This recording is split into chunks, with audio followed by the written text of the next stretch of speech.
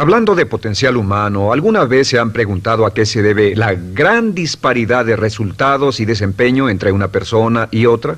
Una persona que percibe $250,000 anuales no es 10 veces más astuta ni mejor que una persona que percibe $25,000 anuales. ¿Por qué la diferencia de 10 veces sus ingresos? Y si tomamos a una persona que percibe $2,5 millones al año, ¿será esa persona 100 veces mejor, más astuta que la persona que gana $250,000?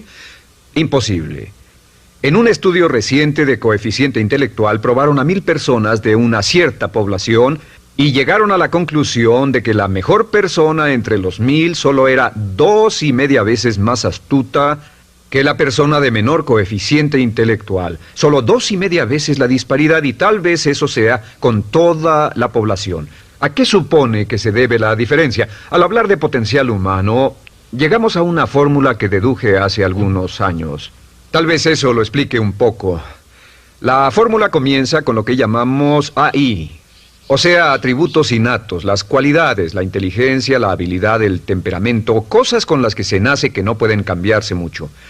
Además de los atributos adquiridos. Estos atributos son muy importantes, son su educación, su capacitación, sus capacidades, su experiencia, conocimiento, sabiduría, etcétera, multiplicado por A, que su actitud es igual al potencial humano individual o al desempeño humano individual o resultados individuales humanos. Ahora, de estos tres, los atributos innatos se traen desde el nacimiento. Los adquiridos pueden cambiarse, pero se necesita cierto tiempo para ello, aunque a veces cambiamos muy rápidamente. Cierta información valiosa puede cambiar dramáticamente su eficacia, pero las actitudes pueden aumentarse o disminuirse dramáticamente en segundos. Cada vez que mejoramos nuestra actitud, multiplicamos todas nuestras capacidades. Una actitud ha sido llamada acertadamente el lenguaje más importante del ser humano, la palabra más importante del idioma en el humano. Todo lo que hacemos en la vida, según un estudio en Harvard entre estudiantes ejecutivos, será en un 85% de actitudes. Un 85% de su éxito estará determinado por su actitud. Eso significa que está determinado por cuán positivo o cuánta actitud mental positiva se tenga. Las personas con actitudes mentales positivas tienden a avanzar más rápidamente, se mueven hacia la cima en organizaciones valiosas, ganan más dinero, sacan más satisfacción de la vida. Una actitud mental positiva no significa que baile por las calles y arroje flores. Solo significa que tome una actitud constructiva en general o se aproxime hacia su trabajo, su vida, sus problemas, relaciones, etc. Según el informe Cox de las empresas americanas, según la revista Success, un 85% o más de todo lo que se logra se debe a la actitud. Y la pregunta es, ¿de dónde vienen las actitudes? Las actitudes vienen de las expectativas. Muy simple, ya hablamos de eso. Y una forma muy poderosa de mejorar su actitud instantáneamente es decir, aunque no lo crea, pienso que algo maravilloso va a ocurrirme hoy. Como dijimos antes, nuestras expectativas sobre los desenlaces determinan nuestra actitud. Si espera que las cosas salgan bien, tendrá una actitud positiva. Si espera que salgan mal, tendrá una actitud negativa. Y lo maravilloso es que podemos fabricar nuestras expectativas. Podemos esperar lo que deseamos. Podemos esperar cosas buenas, cosas malas, y no nos decepcionaremos. ¿De dónde surgen nuestras expectativas? Nuestras expectativas surgen de nuestras creencias y de nuestros valores. Son el centro de los factores motivacionales de nuestra personalidad, nuestras creencias, y esto nos conduce a un entendimiento del potencial humano. Significa básicamente que nuestra actitud es una expresión externa de lo que está ocurriendo internamente, y esto es consistente con las leyes mentales. Con respecto a las creencias, cada uno de nosotros tiene muchas creencias en el fondo que los psicólogos llaman los conceptos propios. El concepto propio, o su descubrimiento, es considerado por muchos como el logro único y más importante para comprender el desempeño humano en el siglo XX. Yo estoy de acuerdo. El concepto propio es como, si queremos usar una analogía militar, el centro de mando. O si queremos usar una analogía técnica, es el programa central de su computadora básica. Es un grupo de creencias, valores, actitudes, sentimientos, ideas, etcétera, almacenadas en el fondo de nosotros y son el resultado de casi todas las experiencias que hemos tenido en la vida. Y algunos investigadores dicen que el concepto propio comienza a formarse aún antes del nacimiento, pero el concepto propio, una vez colocado, Precede, predice y determina sus niveles de eficacia y desempeño en todas las áreas de nuestra vida. El concepto propio se convierte en el centro de mando o el programa maestro. El concepto propio de este grupo de creencias determina lo que dirá, lo que hará, cómo actuará, cómo se siente y reacciona, etc. ¿Qué significa esto? Significa que todas las mejoras en su vida externa, todos los cambios en su realidad comienzan con un cambio en su concepto propio. Les voy a explicar lo que significa. Esta es una gráfica muy simple. Hablamos de potencial humano y decimos que la persona promedio usa un 10% o menos de su potencial. Según investigaciones, tal vez es mucho menos. El Instituto Stanford Brain en Santa Clara, California, estima que tal vez se aproxime a un 2%. Seremos generosos y diremos que la persona promedio usa un 10%. Significa que en los mejores casos, la mayoría, como usted o yo, no usamos un 90% de nuestro potencial. Uno de los mejores filósofos, Oliver Wendell Holmes, dice que la tragedia de la persona promedio es que llegan a la tumba con su música aún por dentro. Aún están funcionando con mucho menos de su potencial total. Y esto es el potencial humano. Sabemos que existe una relación directa entre el potencial humano y el concepto propio. Pero como nuestros conceptos propios o nuestras estimaciones de nosotros mismos generalmente son mucho menores de lo que debieran ser, nuestro nivel de desempeño y eficacia también es menor. Sabemos que nuestro concepto propio es altamente subjetivo. ¿Qué significa esto? Significa que el concepto propio, lo que pensamos que es cierto sobre nosotros mismos, no está basado en la realidad, está basado en información que hemos tomado y aceptado como cierto, hasta el grado en que creemos lo que sea de nosotros mismos y se vuelve cierto para nosotros porque actuamos de una forma consistente con ello. Algunas personas que leen sus horóscopos y creen en horóscopos predicen su futuro. Hay algunas personas que toman la crítica y las opiniones de otros a quienes ni siquiera respetan y hacen suyas esas ideas, dando un resultado muy negativo. Lo que piense, lo que acepte como cierto, se vuelve cierto para usted. También sabemos que como adultos tenemos una variedad de conceptos propios. Tenemos un concepto propio de cómo vestirnos, cuánto pesamos, lo que comemos, lo bien que podemos hablar en público, qué tipo de padres somos, qué tipo de hijos somos con nuestros padres, qué tipo de esposo o esposa somos, qué tipo de amante, de conductor. Lo interesante de manejar es que todos los hombres tienen un concepto muy positivo con respecto a esto. Las mujeres no entienden esto, pero los hombres nacen con un genio inherente para manejar. Todos los hombres son choferes excelentes. Si no lo creen, todo lo que tienen que hacer las mujeres que están viendo esto es pensar en la última vez que trataron de corregir la forma de conducir de un hombre y recordarán que no obtuvieron buenas respuestas. ¿Cómo respondemos ante alguien que desafía nuestro concepto propio, sugiriendo que no somos las personas que pensamos ser? Estamos a la defensiva, nos enfadamos, nos irritamos, es difícil que nos traten. Tenemos un concepto propio de lo creativos que somos, lo inteligentes, lo rápido que leemos, lo bueno que somos en los deportes, y si practicamos una gran variedad de ellos, tenemos un concepto propio para cada uno de ellos. Tenemos un concepto propio de lo bien que cocinamos, de lo bien que educamos a nuestros hijos, de lo bien que limpiamos nuestra casa, los autos que manejamos, etc. Y también de lo que valemos por lo que ganamos. Es muy interesante saber que nunca ganamos más del 10% de nuestro concepto propio en ingresos.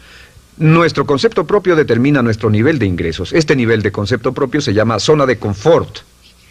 Y aunque querramos más dinero, veremos que la tendencia humana natural de todas las actitudes es luchar por lograr entrar a la zona de confort y luego quedarnos ahí. Si ganamos un 10% por encima de nuestro concepto propio de ingresos, tendremos una necesidad imperante de deshacernos de ese dinero. Lo donaremos, lo gastaremos en forma extravagante y hasta lo perderemos si recibimos demasiado. Las personas que ganan la lotería siempre están quebradas a los 2 o 3 años. Queman el dinero porque ese dinero está más allá de su concepto propio. Si gana 10% o menos de su nivel de concepto propio, se descubrirá luchando, trabajará más duro, más tiempo, pensará en forma más creativa, buscará diferentes formas para aumentar sus ingresos o sus segundos ingresos. La única forma de mejorar cualquier parte de su vida, incluyendo sus ingresos, es aumentando el nivel del concepto propio de sus ingresos, comenzando a pensar en usted como si estuviera ganando más dinero. Si quiere bajar de peso, la única forma en que podrá lograrlo es pensando en que está delgado. Piense en usted mismo como una persona más delgada. Si quiere volverse una persona más popular, más amorosa, más feliz o más sana, comience a pensar una y otra vez en esas cosas hasta que se vuelvan parte de su nuevo concepto propio. Hablaremos de eso más adelante. Es una parte esencial de la programación de su mente hacia el éxito. Su concepto propio global está determinado por el promedio de sus conceptos propios en las áreas que considere importantes. Ahora, su concepto propio está formado de 3 partes críticas. La primera parte del concepto propio es el ideal propio. El ideal propio es la persona que más desearía ser, es su idea de lo que constituye un ganador, es su visión ideal de lo mejor que puede ser usted. Nada más, una de las cosas que sabemos de las personas con éxito es que las personas con éxito tienen ideales propios muy claros, ideales claros de quién quieren ser en el futuro. Las que no tienen éxito tienen ideales muy vagos. El número 2 es la autoimagen. La autoimagen es como un retrato de cómo se ve a sí mismo y lo que piensa de sí mismo. La autoimagen es el espejo interno, es como se percibe a sí mismo ahora en su desempeño actual, en forma cotidiana. La tercera parte es su autoestima. Su autoestima es cómo se siente consigo mismo. Cómo se siente consigo mismo es la fuerza motriz, el motor, la fuerza poderosa dentro de su subconsciente. Es la fuerza de energía dentro de su concepto propio y determina casi todo lo que le pasa. La mejor definición de autoestima es cuánto se agrada a sí mismo. Cuánto se agrada a sí mismo como esposo, cuánto se agrada a sí mismo como empleado, cuánto se agrada a sí mismo como jefe, como inversionista, como orador profesional, como atleta, etcétera. Según se agrade a sí mismo, su nivel de autoestima, su sentimiento emocional global respecto a cualquier área de su vida, determina su desempeño y su eficacia en dicha área. Lo sorprendente es que se convierte en lo que piensa, su concepto propio es maleable, su autoestima puede formarse repitiendo una y otra vez, me agrada mi persona, me agrada mi persona, me agrada mi persona. Me agrada mi persona, me agrada mi persona, me agrada mi persona. Entre más se repita, me agrada mi persona, me agrada mi persona, entre más lo repita una y otra vez, más crecerá su autoestima y entre más crezca su autoestima, más crecerá su concepto propio global. Cuando crezca su concepto propio global, su desempeño será mejor en todo lo demás que emprenda. Cada vez que diga, me agrada mi persona, me agrada mi persona, me agrada mi persona, me agrada mi persona, me agrada, será como bombearse psicológicamente. Todo lo que pase que haga que su autoestima suba, hará que se comporte mejor. Todo lo que haga que su autoestima baje hará que se comporte peor, que cometa errores, que sea infeliz, etc. Un punto crítico de agradarse a sí mismo, sobre autoestima y agradarse a sí mismo, es que, número 1, nunca puede querer a nadie más de lo que se quiere a sí mismo. Que su nivel de autoestima es determinante de la calidad de relaciones que tenga con los demás. Y número 2, es que nunca puede esperar que nadie más lo quiera o respete más de lo que se respeta a sí mismo. Cuanto se agrade o se respete a sí mismo, determina sus actitudes hacia usted. Todas las escuelas de psicología actualmente están de acuerdo en el hecho de que depende de lo que usted realmente se quiera y se respete a sí mismo como un ser humano valioso e importante, tiene efecto sobre todo lo que le pase. Cuánto se agrade a sí mismo, y lo que puede hacer es mejorar su autoestima diciendo me agrada mi persona, me agrada mi persona, me agrada mi persona, me agrada mi persona. Y esto nos lleva a la pregunta, ¿de dónde viene el concepto de autoestima? Y descubrimos que el concepto propio es maleable, puesto que no nace con este concepto propio, no nace con ninguna idea sobre sí mismo, no nace con autoimagen ni autoestima. Nace, en cierto modo, como potencial propio. Es la mejor forma de plantearlo. La persona promedio llega al mundo como potencial puro. Y no tiene el concepto propio de que todo lo que es ahora, todo sentimiento que tiene, toda actitud o valor, tuvo que aprenderlo en el transcurso de su vida. También sabemos que el niño llega al mundo con una necesidad imperante de amor y contacto. Y como una gran cantidad de investigaciones lo indican, necesitamos mucho amor y contacto durante toda nuestra vida, pero en especial durante nuestros años de formación, porque de niños aprendemos quiénes somos, cuánto valemos, si somos importantes, inteligentes, amorosos, chistosos. Todo esto lo aprendemos por la forma en que nuestros padres nos tratan. Si nuestros padres, nuestros parientes, tíos o tías, en especial nuestros padres, nos tratan como si fuéramos realmente importantes, crecemos pensando que somos realmente importantes, pero si nuestros padres no lo hacen, pasa algo más. Sabemos que los primeros años de vida son los más importantes para el desarrollo del concepto propio, que un niño comienza a partir de cero. El niño nace sin saber quién es él o ella. Son sumamente valiosos el primero, segundo, tercero, cuarto y quinto años de vida. Algunos psicólogos pensaban que eran los 5 primeros años, pero ahora dicen que son los 3 primeros años. En sus 3 primeros años de vida el niño aprende quién es y dicen que si se les da suficiente cantidad y buena calidad de amor en los 3 a 5 primeros años, los prepara usted de por vida. Los coloca en una base sólida de autoestima y confianza en sí mismos, valor e importancia realmente. Existe una relación directa entre la calidad y la cantidad de amor y el desarrollo de una personalidad sana. Entre más amor, amor incondicional, reciba un niño en sus años formativos, más fuerte será la base de su personalidad. El reverso de la educación es que casi todos los problemas de psicosis, neurosis, perturbaciones de la personalidad y problemas de comportamiento surgen de los problemas que se tengan con el concepto propio. Ahora observemos a los adultos. Aquí está nuestra personalidad adulta. Si nos observamos, podemos llegar a reparar nuestras bases, por así decirlo, repitiéndonos una y otra vez: me agrada mi persona, me agrada mi persona, me agrada mi persona, y llevamos ese concreto reparador hacia la base de nuestra personalidad. Los niños necesitan el amor como las rosas necesitan la lluvia. Los niños que carecen de amor a menudo mueren por escasez de amor. Es una enfermedad llamada marisma. Ahora, ¿qué más sabemos sobre los niños? Sabemos que los niños llegan al mundo con dos atributos notables. El primero es que no sienten temor. Los niños nacen sin temores. No temen a nada excepto a caerse y a los ruidos fuertes. Y esto se expresa en sus actitudes: yo puedo. Los niños llegan al mundo pensando que pueden hacer cualquier cosa, y quien haya criado a un niño hasta la edad de 3, 4 o 5 años sabe que debe pasar esos primeros años evitando que se maten, porque son como pilotos japoneses, porque no le tienen miedo a nada. Su segundo atributo es que llegan al mundo totalmente espontáneos. Dicen lo que quieren, hacen lo que quieren, son totalmente desinhibidos. Totalmente. Ellos no temen hacer nada de lo que desean, y esto se expresa en su actitud: no quiero. No tengo que hacerlo. Si ha tratado de controlar a un niño, lo habrá visto. Lo primero que dicen cuando comienza a darle órdenes, lo primero que aprenden es: no tengo que hacerlo. Claro, a veces cambiamos sus mentes de una u otra forma, pero estos son los dos atributos con los que los niños llegan al mundo. Llegan al mundo sin temores y desinhibidos. ¿Qué significa esto? Significa que nuestro derecho innato natural es no ser temerosos y ser desinhibidos. Y solo cuando podemos crear la misma situación en nuestra vida adulta, cuando no tememos y somos desinhibidos, nos sentimos a gusto con nosotros mismos. Las mejores organizaciones, las mejores compañías son las que crean un ambiente donde nos sentimos sin temores y sin reservas para ser nosotros mismos y para hacer lo mejor de nosotros. Al crecer descubrimos que los niños aprenden de dos maneras. La primera es por imitación. Imitan a uno o a ambos padres, en especial al padre dominante. Algunas veces el padre dominante cambiará cuando crezca el niño, y a veces los niños imitan al padre, a veces a la madre, pero aprenden por imitación. Muchas características y hábitos que tenemos como adultos los aprendimos de nuestros padres. ¿Alguna vez ha tenido la ocasión de gritarle o reñirle a uno de sus hijos? Verá que le dice las mismas cosas que le dijo su padre a usted cuando era niño. Así que imitamos. A veces imitamos su caminar, a veces su forma de hablar, a veces imitamos sus valores, sus creencias, etc. Aunque esos valores y esas creencias no tengan ningún valor. ¿Por qué?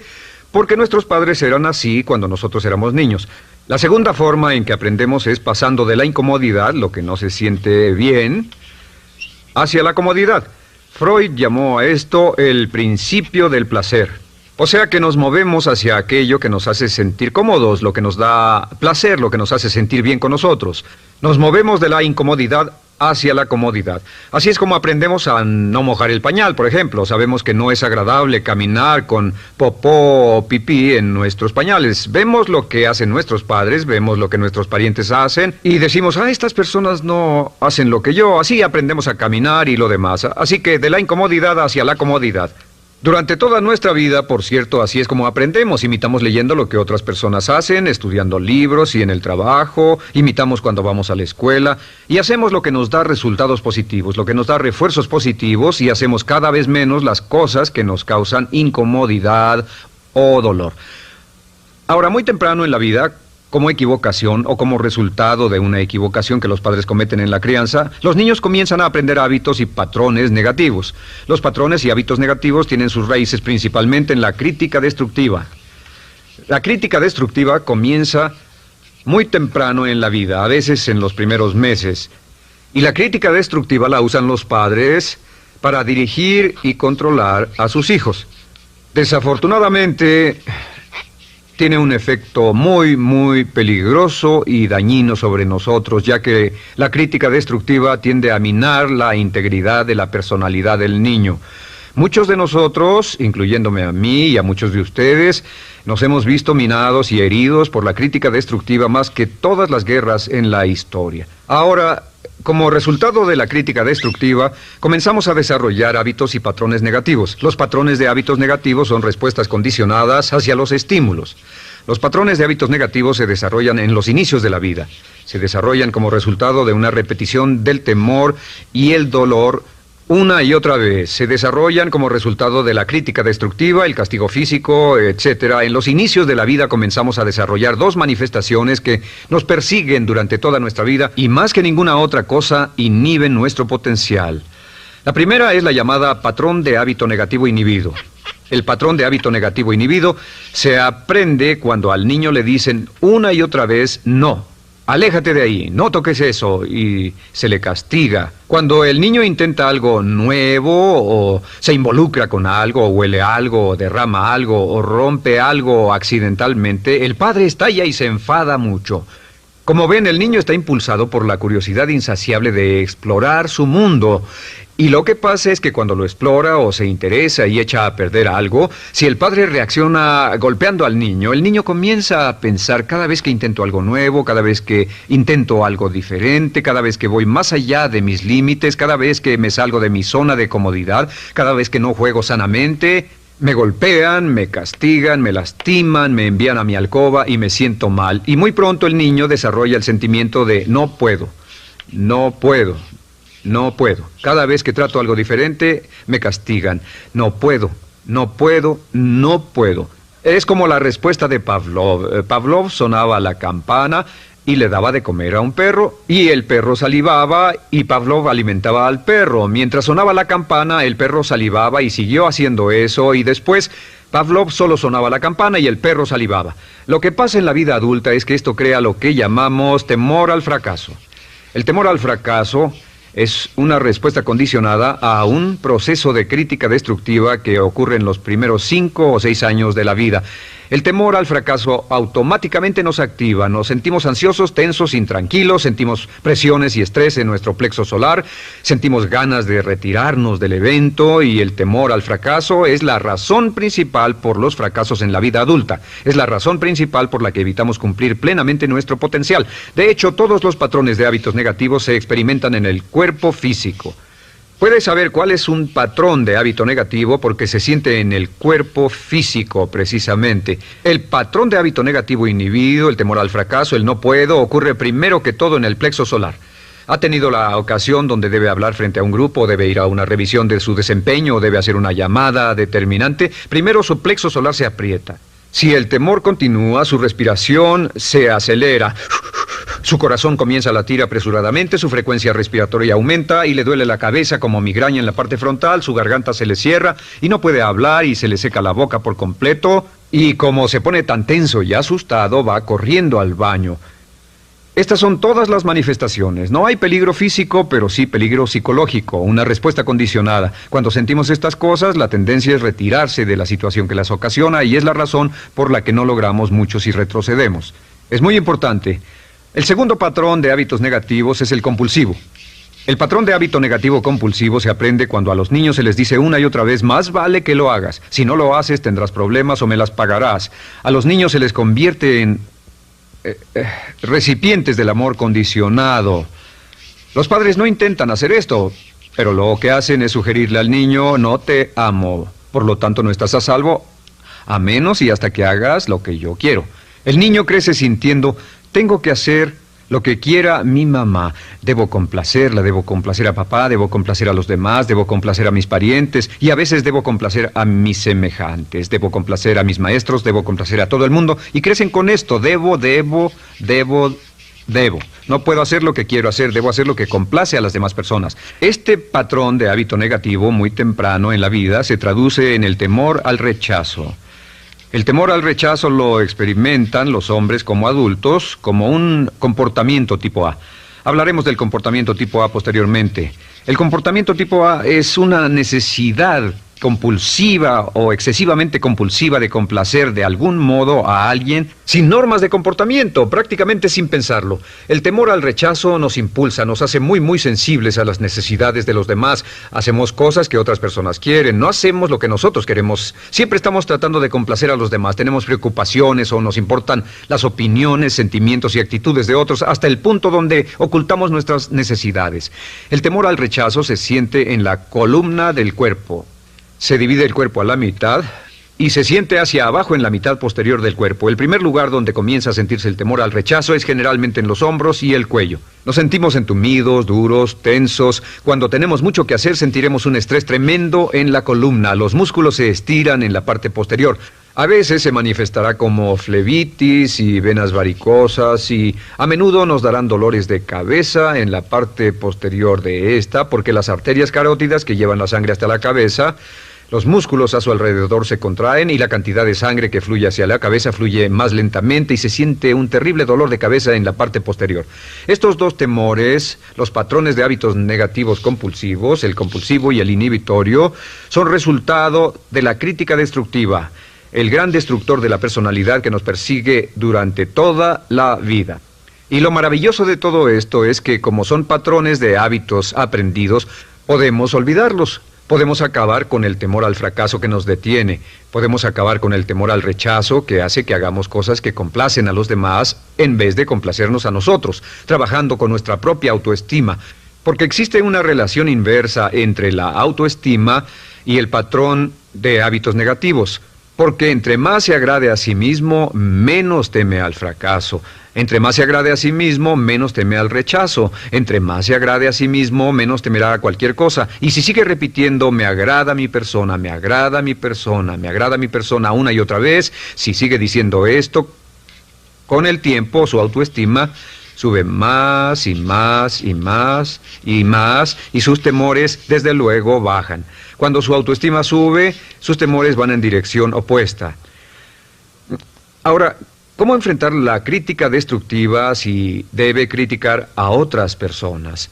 Pues eso es muy simple. Muchos padres nos han preguntado eso. ¿Cómo se controla a los niños? Una de las claves para controlar a los niños es dirigirlos para que hagan algo constructivo en lugar de hacer algo destructivo. Otra cosa que debe recordarse es que lo que quiere hacer es que quiere dar una crítica informativa, crítica constructiva, lo que significa que se les dice a los niños lo que pueden hacer o a los adultos lo que pueden hacer mejor. Todo el propósito de dar retroalimentación de cualquier tipo es mejorar el desempeño. Si es padre o si es jefe o si es una persona en una relación, si una persona está haciendo algo malo o inadecuado, todo el propósito de darles cualquier tipo de retroalimentación es para que puedan hacerlo mejor. Sin embargo, existe una relación directa entre la autoestima y la crítica destructiva. Cada vez que se critica a una persona, su autoestima baja. Y cada vez que su autoestima baja, su habilidad para desempeñarse baja. Si critica a una persona en forma destructiva demasiado tiempo, llegará a un punto donde no intentarán nada. Se convierte en lo que llamamos hipersensible. Un adulto hipersensible es aquel que no puede aceptar críticas de nadie. Un adulto hipersensible es una persona que está muy tensa, ansiosa, si siquiera sugiere que no está haciendo lo correcto. Si trata con un adulto hipersensible, la clave es sentarlo y recordar 4 cosas. Número 1, comenzar con alabanzas. Número 2, proteja la autoestima de la persona a toda costa. Número 3, discuta el desempeño y no a la persona. Hable del comportamiento más que de la persona. Y número 4 es enfocarse hacia el futuro en vez de en el pasado. Enfóquese hacia lo que va a hacerse en forma diferente en el futuro en vez de lo que pasó en el pasado. ¿Por qué? Una razón muy simple, porque una persona no puede controlar el pasado. Al no poder controlar el pasado, cualquier crítica de lo que han hecho en el pasado les da un estrés tremendo y frustración. Así que, en resumen, la clave del éxito en la vida es una actitud mental positiva. Una actitud mental positiva se basa en expectativas de éxito, de una serie de expectativas positivas. Esa serie de expectativas positivas se basa en sus creencias y en su concepto de sí mismo. El centro de su concepto propio que determina su eficacia en la vida es su autoestima, y su autoestima se mide por cuanto se valore a sí mismo. Las dos cosas que nos frenan más que nada son el temor al fracaso y el temor al rechazo. Y uno de nuestros secretos centrales de éxito es este: Conviértase en un organismo generador de autoestima perpetua. Haga continuamente cosas para usted mismo, hacia sí mismo en su vida, que hagan que se agrade a sí mismo, que se ame, que se acepte, que se respete, que hagan que se sienta fantástico con usted mismo. Si es un jefe o un padre, no olvide que la clave para el máximo desempeño en su hogar y en su trabajo es hacer que las personas se sientan maravillosamente consigo mismas.